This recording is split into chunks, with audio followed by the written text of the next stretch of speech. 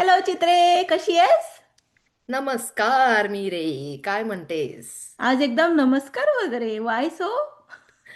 अरे, अगं तुला माहित आहे ना, म्हणजे मी काल आम्ही सुवाणीला गेलो होतो.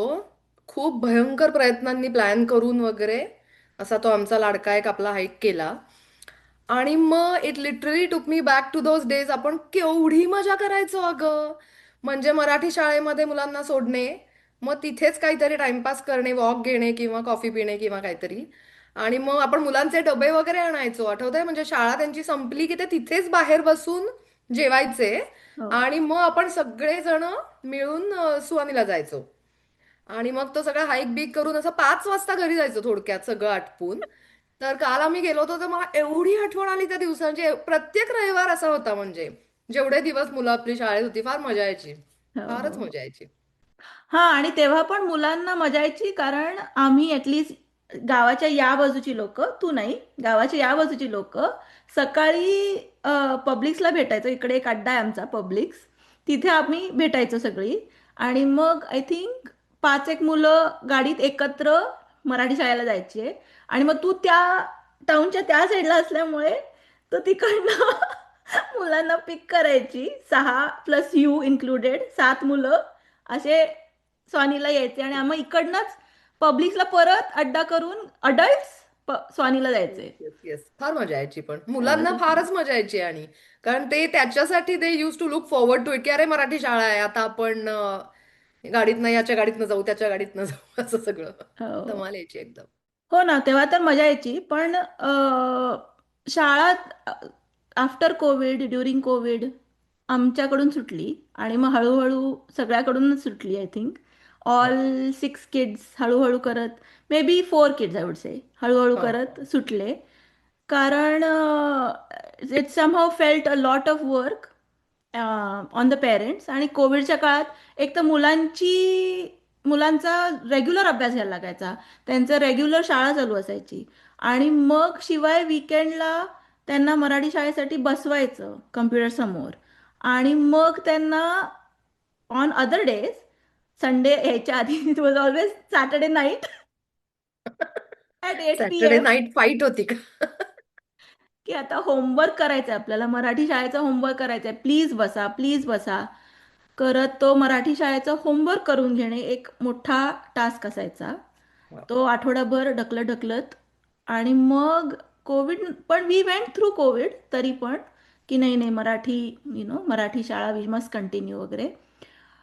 पण नंतर कोविड नंतर पण आम्ही प्रयत्न खूप केले की ते मराठी शाळेत घेऊन सोडणं. आय मीन कारपुलिंग वर not an issue, it was आम्हाला जायला सोय होती, यायला सोय होती, that was not the issue. पण एकंदरीत it was not working out for us ते. आमच्या हाऊसहोल्डमध्ये याच्यातला म्हणजे गुन्हेगार मी आहे.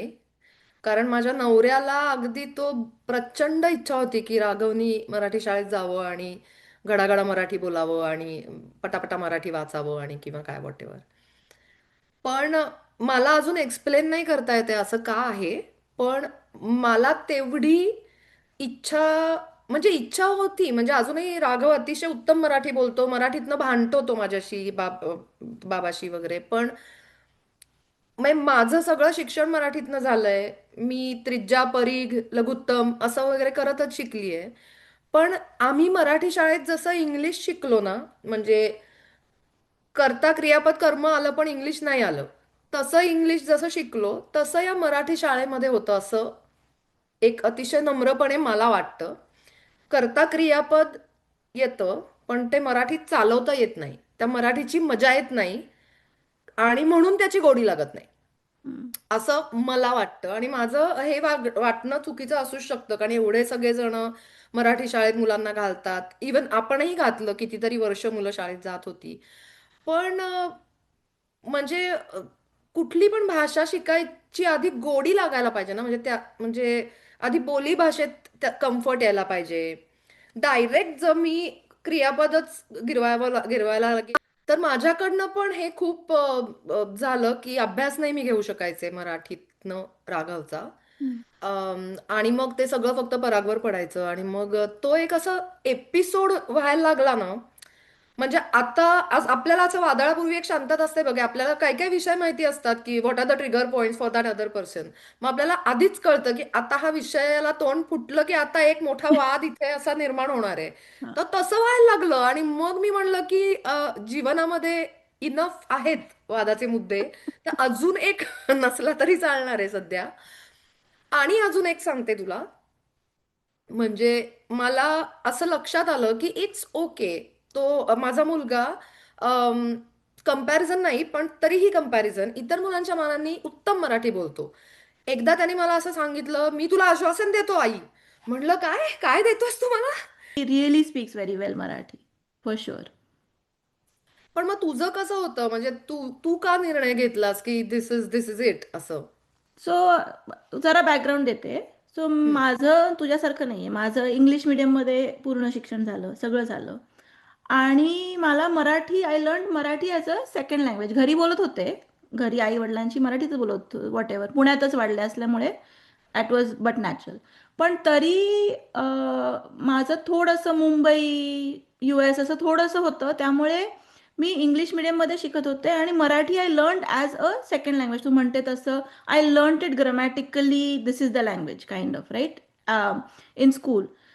आणि नंतर द फनी पार्ट इज, तर मला ते खूप टिडियस वाटायचं मराठी लिहिणं वाचणं, आणि अजूनही तू बऱ्याच चुका काढतेस माझ्या. So that's there, always going to be there I think. पण मला त्यातली गोडी कधी वाटली माहितीये का? एकदा माझी मैत्रीण, तिचं आडनाव देशपांडे, तर ती म्हणजे किती मराठी एक साधारण तू अंदाज बांधू शकतेस. तर तिने मला पु ल देशपांडे ऐक म्हणून तिने एक ऑडिओ कॅसेट, तेव्हा असे मिळायचे ना, असे ते आपण पेन्सिल विल्सिनी करायचो. हम्म. तर तिने मला ऐकायला दिली, ठीक आहे. आणि ते जेव्हा मी ऐकलं, मला बरेचसे त्यातले हे कॉन्टेक्स्ट कळत नव्हते. पण तरी पण he makes it so relatable, की तेव्हा पण मला रिलेट व्हायचे ते, इवन दो इट वॉज कुठल्या तरी गावातलं कोणतरी होते तरी पण ते राईट. आणि ते ऐकून मला मराठीची गोडी वाटली. Not because of school, not because of हे राईट. आणि मग मी अजून अजून शोधायला लागले की कसं मी अजून मराठी वाचू शकते, ऐकू शकते. तर इथे आल्यानंतर US ला, आणि मुलं एक साधारण एजला झाल्यानंतर इथे सगळेच मराठी शाळेत टाकत होते राईट.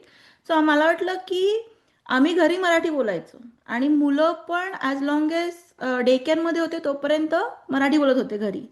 अचानक शाळेत गेल्यानंतर सगळे स्विच झाले आणि नुसतं इंग्लिश येत होतं तोंडातनं.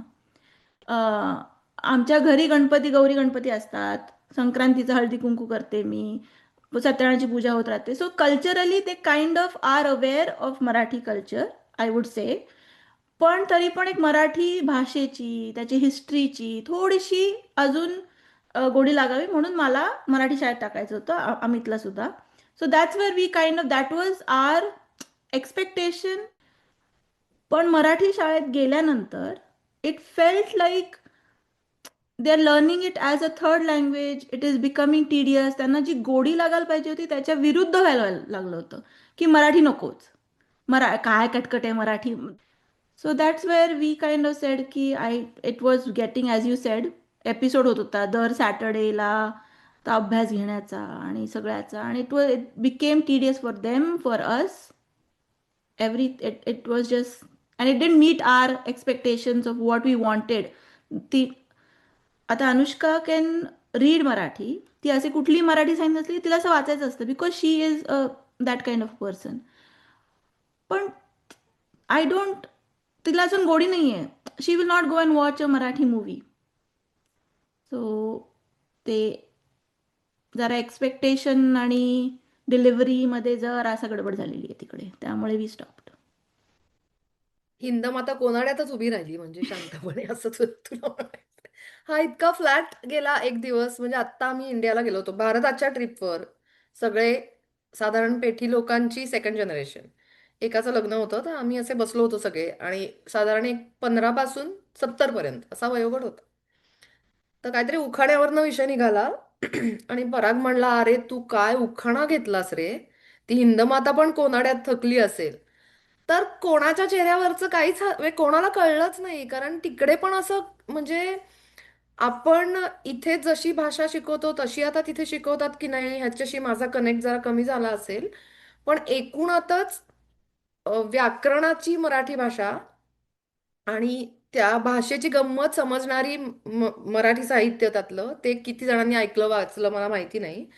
पण इथे म्हणजे तुझं आणि अमितचं काय चुकलं असेल सांगू का तुला नम्रपणे. तुम्ही इनफ भांडला नसाल पहिली गोष्ट, आणि तुम्ही मराठीत भांडला नसाल ही दुसरी गोष्ट. हं. कारण माझ्या मुलाचं जे काय उत्तम मराठी असं मला वाटतं त्याचं संपूर्ण 100% क्रेडिट हे आमच्या सततच्या मराठीत होणाऱ्या वादांना आहे असं मला वाटतं. कारण नाही खरंच, कारण तो एकीकडे लेगो खेळत असेल किंवा अजून ट्रान्सफॉर्मर खेळत असेल तर त्याचे कान कायम आमच्याकडे असायचे हे कळायचं. तर त्यातनंच त्यांनी पिकअप केलंय. कारण हे लोक कशावरनं भांडतायत हे जर मला कळायचं असेल तर मला ही भाषा समजलीच पाहिजे ना म्हणजे. हं, तर हं. ते that is the easiest way to get children to learn our language, नाही का? माझं ते होतं फॉर शुअर की भांडण असलं की असं मध्येच एकदम इंग्लिशचा गैरच पडतो की अमितला कळतं की सिरियस आहे काहीतरी. किंवा हिंदीच. अचानक हिंदी, तरी पण इंग्लिशमध्येच आता डिरेक्टली. रेफरन्स टू कॉन्टेक्स्ट कळतं मुलांना की थोडे थोडे शब्द एक गोळा होतात ना म्हणजे त्या आपल्या मोडक्या तोडक्या हिंदीतले आणि मग बाकीचे असे. ते अर्चितचं एक फनी असतं एव्हरी टाइम आम्ही असं मराठीत काहीतरी डिस्कस करत असलो किंवा काहीतरी बोलत असलो भांडत नाही कारण तेव्हा इंग्लिश येतं पण असं काही डिस्कस करत आणि तो अतिशय त्याला असं सगळं जाणून घ्यायचं असतं त्यामुळे तो असं ऐकतो आणि मग असं त्याचं रिॲक्शन जे असतं ना असं 1-2 सेकंद नंतर येतं हे मला कारण तो माहिती. डोक्यात ते ट्रान्सलेट करतो इंग्लिशमध्ये मग समजून घेतो की असा हा जोक आहे आणि मग त्याच्यावर असतो.